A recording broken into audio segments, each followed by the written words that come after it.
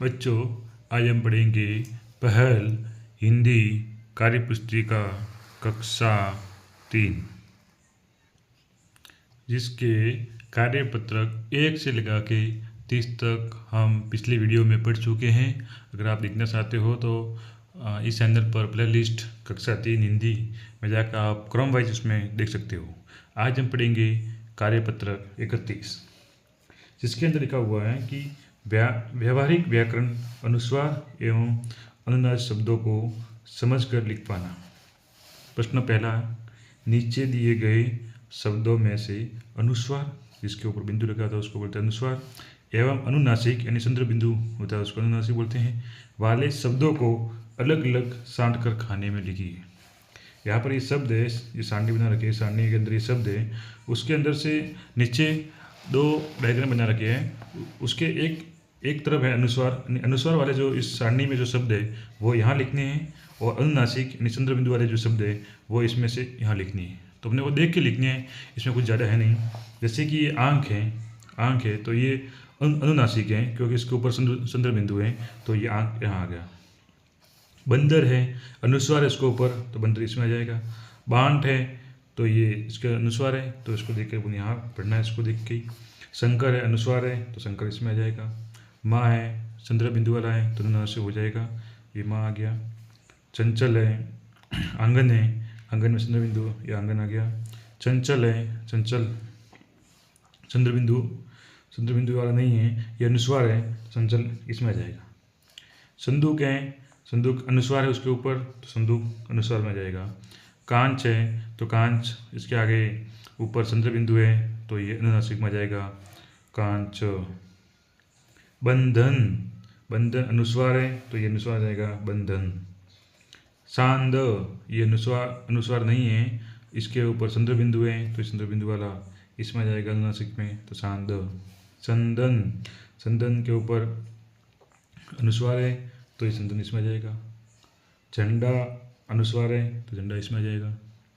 ठंडक, तो ठंडक, ये ठंडक आ गया इसमें। बंदूक, बंदूक यहाँ आ गया, क्योंकि ये सब अनुस्वार वाले शब्द है। धुआ, इसे देख लो, चंद्र बिंदु आ गया, तो चंद्र बिंदु वाला इसमें आ जाएगा, धुआ। गंदा अनुस्वार है, ये गंदा आ गया। संगीत, गंदा के बाद कुआ, तो कुआ इसमें आ जाएगा, क्योंकि इसके ऊपर ये संगीत अनुस्वार है, संगीत इसमें आ जाएगा।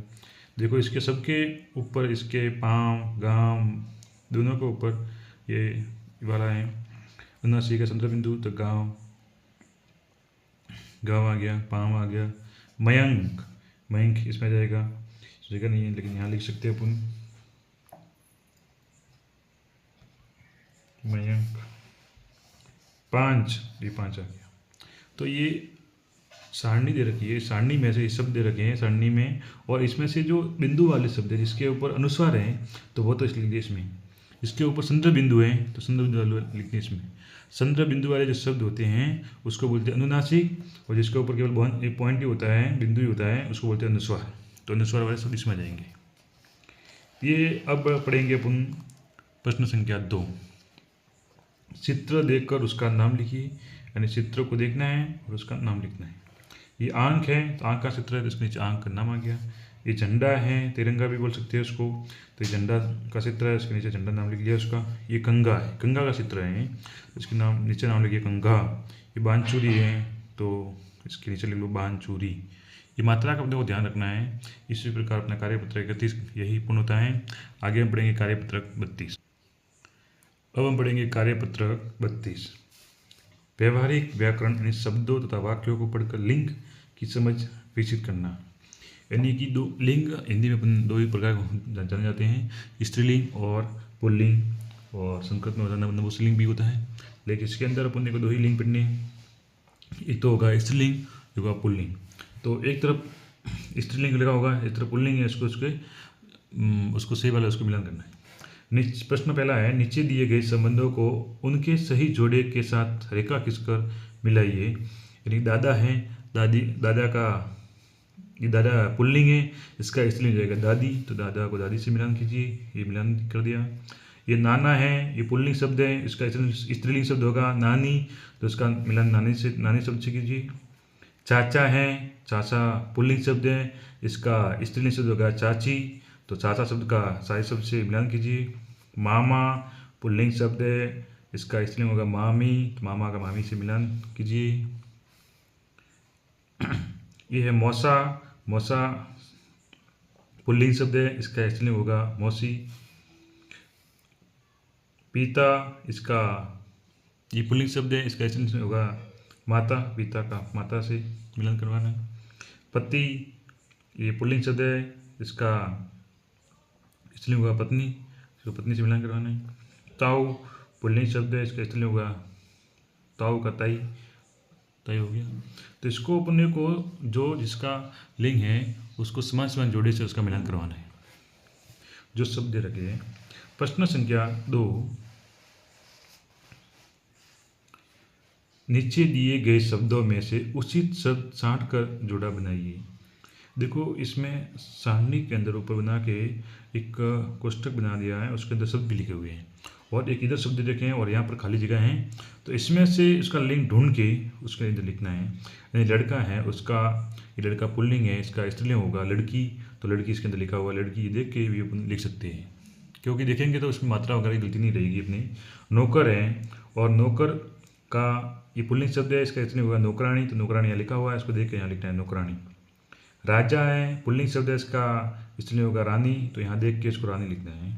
लेखक है, लेखक पुल्लिंग शब्द है, इसका स्त्रीलिंग होगा लेखिका, तो लेखिका लिख लिया। ऊँट है, ऊँट का ऊँट पुल्लिंग है, इसका स्त्रीलिंग होगा ऊँटनी।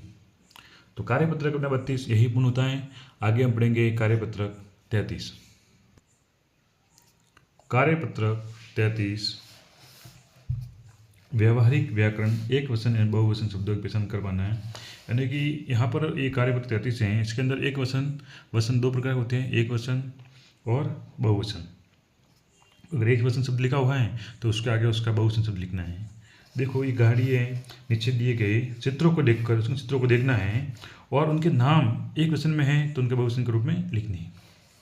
यहाँ पर गाड़ी का चित्र है, इसके आगे नाम लिखा हुआ गाड़ी, तो इसका एक वचन है ये, इसका बहुवचन होगा गाड़ियाँ, तो ये गाड़ी बहुत सारी गाड़ी होगी तो इसका बहुवचन हो जाएगा गाड़ियाँ, ये गाड़ियाँ हो गया। ये सटाई है, सटाई एक सटाई है तो इसका एक वचन हो गया सटाई, और ये बहुत सारी सटाइयाँ हैं तो इसका बहुवचन हो जाएगा सटाइयाँ।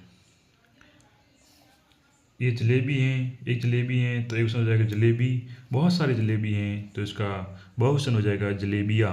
लेकिन अपने को एक विशेष ध्यान रखना है कि जब एक वचन से अपन बहुवचन बनाते हैं तो इसके अंतिम वर्ण होता है, उसके ऊपर जो मात्रा लगी होती है वो अगर बड़ी है तो छोटी हो जाएगी, अगर छोटी है तो छोटी रहेगी, लेकिन अगर बड़ी है तो वो छोटी होने की मतलब ज़्यादातर में ये छोटी हो जाती है। तो देखो ये जलेबी में बी की मात्रा बड़ी थी, यहाँ आते ही बहुवचन बन गया तो इसकी मात्रा छोटी हो गई। पत्ती है, पत्ती कह सकते हो, पत्ता कह सकते हो, पत्ती है एक वचन है, एक पत्ता है, बहुत सारे पत्ते हैं तो इसका बहुवचन हो जाएगा पत्तियाँ। देख लो इतना के ऊपर यहाँ पर बड़ी मात्रा थी, यहाँ छोटी मात्रा हो जाएगी पत्तियाँ। और लड़की है, लड़कियाँ नहीं है, यहाँ पर लड़की लिखना है, लड़की, लड़की है और इसका बहुवचन हो जाएगा बहुत सारी लड़कियाँ तो लड़कियाँ, यहाँ पर छोटी मात्रा होगी। मटका है, एक मटका है तो एक वचन के लिए मटका हो जाएगा, बहुत सारे मटके हैं तो मटके। किताब, एक किताब है तो किताब हो गया, बहुत सारी किताब है तो किताबें। अपने को इसमें विशेष ये ध्यान रखना है कि अगर लास्ट अंतिम वर्ण है उसके ऊपर छोटी मात्रा है तो बहुवचन बनाएंगे, तो बड़ी मात्रा है तो इसकी छोटी मात्रा हो जाएगी। प्रश्न संख्या 2, इसमें भी यही पढ़ेंगे अपन कि एक वचन है तो उसका बहुवचन बनाना है। प्रश्न संख्या 2, नीचे दिए गए शब्दों में गाड़ी शब्द जोड़कर नए शब्द बनाइए तथा उनके बहुवचन लिखिए। यानी शब्द दे रखे हैं और उनका इसमें गाड़ी शब्द जोड़ना है और उससे नए शब्द बनाना है। जैसे बैल है, इसमें गाड़ी शब्द, इसमें गाड़ी शब्द जोड़ दिया तो बैल गाड़ी बन गया। रेल में गाड़ी जोड़ दो तो रेल गाड़ी बन जाएगा। माल में गाड़ी शब्द जोड़ दो तो माल गाड़ी हो जाएगा। मोटर में गाड़ी शब्द जोड़ दो तो मोटर गाड़ी हो जाएगा। घोड़ा में गाड़ी जोड़ दो तो घोड़ा गाड़ी हो जाएगा। ये तो शब्द बने एक वचन, इनको अब बहुवचन बनाना है तो सबसे पहले ये ध्यान रखना है कि इसको पीछे देखो बड़ी ई की मात्रा सबकी लगी हुई है। जैसे ही ये बहुवचन हो जाएंगे तो सबकी छोटी मात्रा होगी। देखो आप रेलगाड़ी है तो बहुवचन हो जाएगा रेलगाड़ियाँ।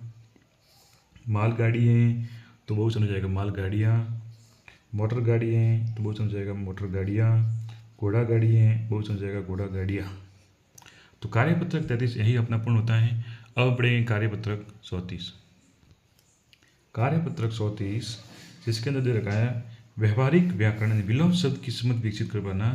विलोम शब्द वो शब्द होते हैं जो कि इस शब्द का एक उल्टा होता है, या अपन ये भी कह सकते हैं कि एक जोड़े के रूप में होता है कि अगर वो होगा तो उसके बिना वही होगा। जैसे कि ऊपर है तो ऊपर का भाग जब तब अपन कह सकेंगे जब कोई नीचा भाग होगा, तो एक जोड़ा के रूप में भी उसको समझ कर सकते हैं। लेकिन ज़्यादातर अपन नहीं पढ़ते हैं तो उसका उल्टा होता है, उसका उल्टा रूप में अपन पढ़ते हैं। तो विलोम का मतलब ये होता है, अपन समझ सकते हैं कि उसका उल्टा सीधा, ऊपर है तो नीचे हो जाएगा, नीचे ऊपर हो जाएगा। तो रिक्त स्थानों की पूर्ति पहले वाक्य के रेखांकित शब्द के विपरीत अर्थ वाले शब्द से करिए। यानी यहाँ प्रश्न पहला दे रखा है कि नमन धीरे धीरे चलता है, तो धीरे धीरे शब्द है उसका विपरीत हो जाएगा तेज, तो अमन तेज तेज दौड़ता है। प्रश्न दूसरा है बर्ड का पेट बड़ा है, तो अगर इसका विलोम शब्द बढ़ाना है, ये बड़ा है, बर्ड का पेट बड़ा है, तो अब जो भी पेज दूसरा आएगा पेट वो छोटा हो जाएगा। तो नींबू का पेट क्या है, छोटा है, तो इसको छोटा कर सकते हैं अपन, क्योंकि इसका विलोम शब्द क्या हो जाएगा, छोटा। जल्दी उठना अच्छी आदतें हैं, जल्दी उठना अच्छी आदतें हैं, तो अच्छी का विलोम हो जाएगा बुरी, तो देर से उठना बुरी आदतें। प्रश्न 4 दिन में उजाला रहता है, उजाले का विलोम हो जाएगा अंधेरा, तो रात में अंधेरा रहता है। प्रश्न 5 पहले का बगुला सफ़ेद होता है, तो सफ़ेद का काला हो जाएगा, तो कौवा काला होता है, तो कौवा काला होता है। ऐसे लिखना है अपने को। तो इसके अंदर विलोम शब्द बताया गया है कि विलोम शब्द उसका क्या हो जाएगा, धीरे धीरे का तेज होता है, तेज तेज, बड़ा का छोटा, अच्छी बुरी, उजाला अंधेरा, सफ़ेद काला। प्रश्न संख्या 2 नीचे दिए गए शब्दों के विलोम शब्द लिखिए। यानी कि नीचे शब्द अपने को दे रखे हैं और एक ब्रैकेट है, उस ब्रैकेट के अंदर कोष्टक बनाया हुआ है, उस कोष्टक में पूरे शब्द लिखे हुए हैं और इन्हें देख के अपने ढूंढ ढूंढ के इसमें लिखना है। कि प्राचीन है, प्राचीन का विलोम शब्द होता है नवीन। दुख का सुख, ये देखो इसमें लिखा हुआ है। भीतर का विलोम शब्द जाएगा बाहर, ये बाहर लिखा हुआ है, यहाँ लिखना है इसको देख के। हंसना रोना, यह रोना लिखा हुआ है, इसको देख के यहाँ लिखना है। जन्म, ये मृत्यु दे रखा है, इसको देख के यहाँ लिखना है। इधर और उधर, न्याय अन्याय, अविश्वास विश्वास, ये सब दे रखा है इसमें, इसको देख देख के अपने को पढ़ने हैं। तो अपन ये विलोम शब्द यहाँ अपन समझ सकते हैं, विलोम शब्द की डेफिनेशन भी सकते हैं, परिभाषा भी समझ सकते हैं कि विलोम का मतलब ये होता है कि उसका उल्टा। कार्यपत्रक 34 अपन यही पूर्ण करते हैं। अगला कार्यपत्रक पढ़ते हैं, कार्यपत्रक 35। अब हम पढ़ेंगे कार्यपत्रक 35। यानी गद्यांश या पद्यांश को पढ़कर उत्तर दे पाना है। यानी गद्यांश दे रखा है, उस गद्यांश को पढ़ना है और उसमें उसके पढ़ने के साथ उसको समझना भी है, पढ़ समझ के उसका उत्तर देना है। पहला प्रश्न है नीचे दी गई कविता को पढ़कर प्रश्नों के उत्तर लिखिए। नीचे कविता देख रखी है, बकरी हमारी कितनी प्यारी, चुलबुल सबसे न्यारी, जड़ से सत पर वो सड़ जाती, कितनी मीठी वो मिमी आती। ये कविता है, इस कविता को पढ़ लिया और इस कविता को पढ़ के समझ के अपने उत्तर देने हैं। उत्तर प्रश्न पहला है कि ऊपर दी गई कविता ने, ऊपर ये कविता दे रखी है, कविता में ब वर्ण, जैसे इसमें बहुत सारे शब्द आ रखे हैं और उसमें से वो शब्द ढूंढ के लिखना है जिसके अंदर ब आ रखा है। ब वाले वर्ण वाले शब्द को लिखिए। तो यहाँ से अपने को शुरू करना है कि ब किस में आया हुआ था, ब बकरी में आया हुआ था, बकरी का शब्द यहाँ लिखना है। और ब कहाँ हुआ, ढूंढते हुए चलना आगे, क्रम से चलना है अपने को। इസുलबुल, इसे ब आ गया, इസുलबुल लिख लिया अपन ने, ये सबसे में ये लिख लिया। तो ये तीनों अपनी लाइन यहाँ लगी हुई है, तो इसमें अपन को तीनों की पूर्ति कर दी है। ख है कविता में आए हुए र वर्ण वाले शब्द लिखिए। अब देखो यहाँ ब वाले लिखे थे, यहाँ र वाले लिखने हैं। र वाले ढूंढो यहाँ से, बकरी आ गया, बकरी में र है तो बकरी आ जाएगा। आगे चलो, प्यारी, ये र है इसमें प्यारी।